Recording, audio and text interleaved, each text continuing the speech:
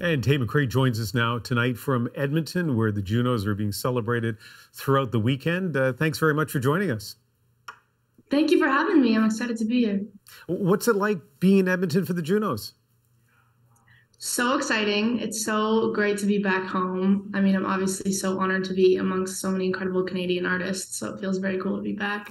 We played just a few seconds of your biggest hit, You Broke Me First. It did so well on every platform, from radio to Spotify to YouTube. What impact has it had on your career?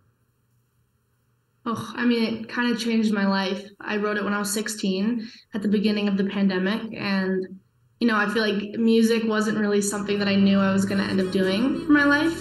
And very quickly it changed. And I suddenly had this really supportive fan base and continued to write and continued to go on with my career and move out to LA. And it's been very exciting since then. You've written a lot of songs and performed a lot of songs since then, and still continue to get a lot of streams and views on Spotify and YouTube. One of those songs nominated for Single of the Year, She's All I Want to Be. We're going to listen to a little bit of that now. Stupid boy, making me so sad. Didn't think you could change this fast. She's got everything that I don't have. How could I ever compete with that? I know you gon' change your mind. So Tate, what should we know about that song? Well, I wrote that song last year. It was one of the first singles off of my debut album. I think all my music is a really genuine and vulnerable side of me. I feel like that's where I express all my deepest emotions. And that song was a super scary song to write. It was about jealousy and comparison and the effects of social media on young minds. And I feel like it got translated. Like, I was in a really fragile state, and it got translated into a really empowering song, which is so exciting to see. And I think that's because music is up for interpretation all the time. And it's been a really, really cool time performing that on tour this year and seeing how it reacts in a live crowd too. So obviously you're a singer, you're a performer, but you were also nominated at the Junos for Songwriter of the Year. Tell me about that part of your creative process. I mean, I've been writing songs in my bedroom since I was 13 years old. I think I'm just a very creative person. I have a lot to say. And so I feel like I constantly have the need to write it down and get it into songs. And it's just exciting. I feel like I'm documenting my entire life as I'm growing up. I'm 19 now. And, I feel like I just watch myself grow up in songs. And it's really crazy because you realize how many people live very similar lives and thoughts as you. But yeah, it's a very therapeutic way for me to live my life, is just making sure I jot and get everything into music. And tell me a little bit more about even the songwriting process these days, because I'm old enough that I remember a time when it would be one artist. So you'd sit down, write their songs. Maybe it's two that would collaborate. Now I see songwriting credits for a lot of pop songs, and it'll be 3 or 4 or 5 people. And I think that's been the case, at least in some of your songs. How does that work?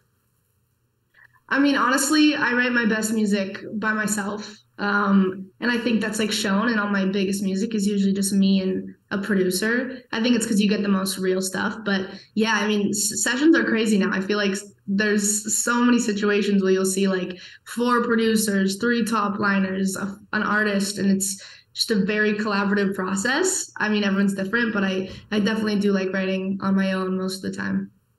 You have a lot of talents, and I mean, your fans know this, but not everyone watching knows this. Maybe your first major recognition that you gained was as a dancer on So You Think You Can Dance, and Paula Abdul, former dancer, and I guess a pop star, had some remarkable words describing you. We're just going to play a little bit of that. That was perfection, and I mean that.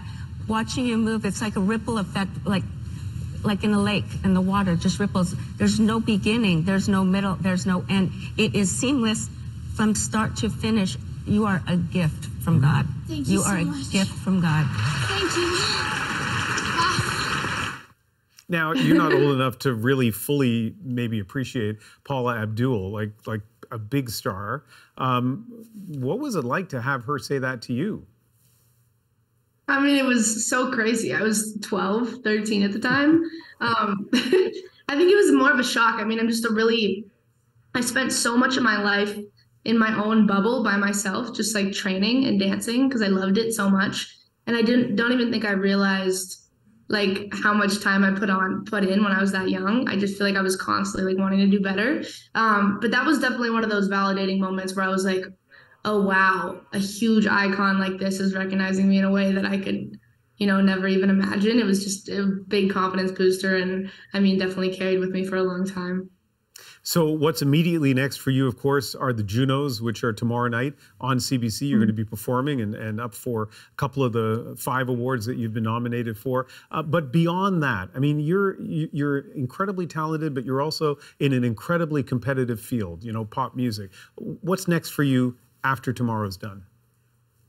Well, obviously the performance, which I'm excited for, and then I'm just been in the studio every single day writing. I think all you can do is keep pushing yourself to make better music, and just keep creating something different, something new for your fans. And yeah, I think it's really exciting. I feel like I'm in a really refreshed state of mind, and I feel like I've a lot of clarity on where I want to go next in my music, which is really exciting. So I can't wait to start creating and putting everything into videos and music and seeing it come to life.